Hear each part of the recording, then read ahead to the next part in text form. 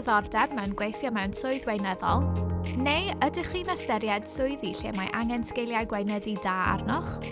Yna bydd y cwrs wythnos hwn am ddim yn addas i chi. Nodwch y sgiliau allweddol sydd eu hangen ar gyfer rolau gweinyddol. Enillwch wobr gwasanaeth cwsmer lefel 2. Dysgwch sut i drin galwadau mewn modd cwrtais a phroffesiynol. Sgwrs yrfaol gyda Caerdydd ar waith.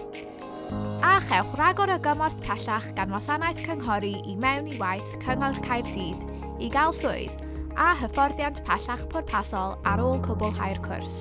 Peidiwch â cholli'r cyfle.